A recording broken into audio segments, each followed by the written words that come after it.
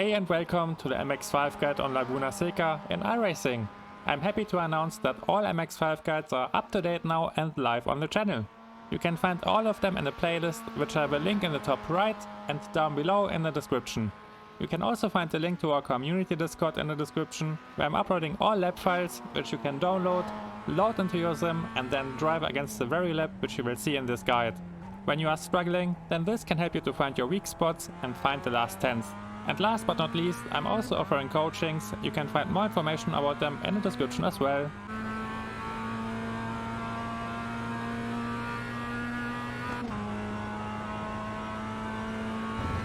Approach the first braking zone on the right edge of the track and use the white line as marker for braking. It's a downhill braking zone, which makes it a bit tricky, because when you overdrive the car you get punished really hard for it. So try to keep it safe and simple until you are more confident with the car's limits, and once you are confident, then you can try to push it further to the edge.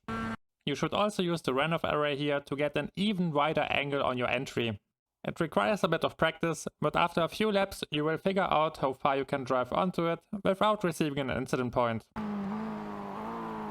Aim for the inside curb, and I'm using a manual blip into first gear here to get some additional value out of the engine brake, get more rotation into the car when I reach the curb, so overall it allows me to set the car up early for a clean exit. Should you have troubles with manual blips, then I would recommend you to stay in second gear, use only the brakes on your entry, and shift down into first when you are at the apex and about to accelerate again. The car will be slower by then, which makes it easier to shift down into first without losing a lot of grip on the rear. We are heading onto a long straight, and that's why you want to be aggressive on the throttle. Try to engage it as early as possible while aiming for a tight exit around the inside curb. This curb is a great indicator, because when you hit it, then it usually means that you can stay on the throttle and don't need to fear to run wide on the exit.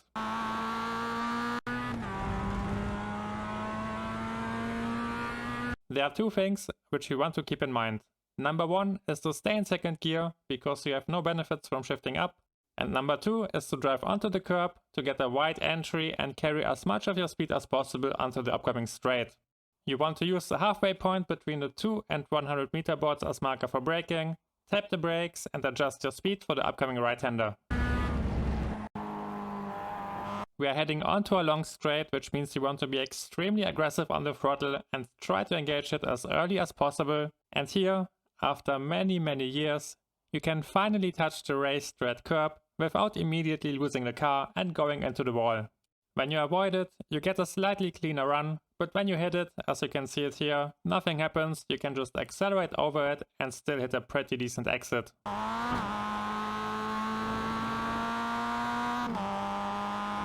Before the next bend, you want to drive onto the curb again to get a wide entry, lift when you reach the end of it, and aim for a smooth line around the upcoming inside curb.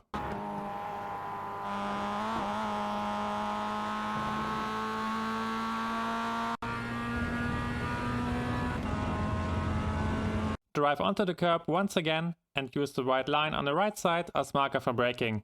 You want to hit the brakes as soon as you reach it and aim for a smooth entry. Another manual blip to make the downshift into second gear a bit more stable. Since the exit of the turn leads into an ascending slope, you want to be in second gear when you hit it, because the second gear allows you to run the engine in higher res, which then allows you to get more power onto the track and accelerate a bit quicker up the hill. There's another long straight coming up, so once again you want to make sure that you are aggressive on the throttle and engage it as early as possible, ideally before you reach the upcoming raised red curb.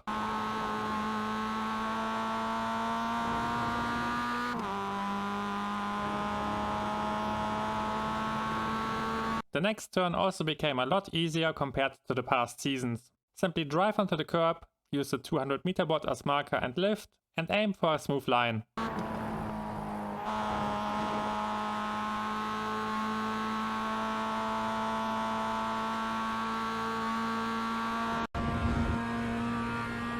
You want to enter the next braking zone on the right edge of the track, use the 300 meter board on the right as marker, and hit the brakes shortly before you reach it. Another manual blip into first gear, because I like it to follow an aggressive line, but you can also stay in second gear for the corkscrew. You only need to keep in mind that it gives you a bit less rotation, which means that you need to hit a clean entry. Get back on the throttle as soon as possible and try to attack the inside curb. When you attack and hit it, then it will lead you into a clean exit and you don't need to worry about any track limits. Swing to the right edge of the track to hit a wide line into the upcoming downhill left-hander.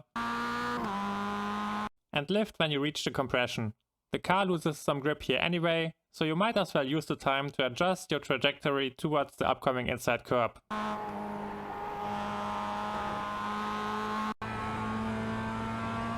We are nearly there. In the second last turn, you want to drive onto the curb again and hit the brakes when you reach the 200 meter board.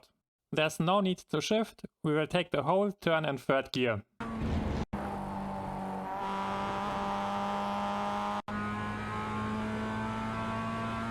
The 200 meter board is our marker for the last braking point as well.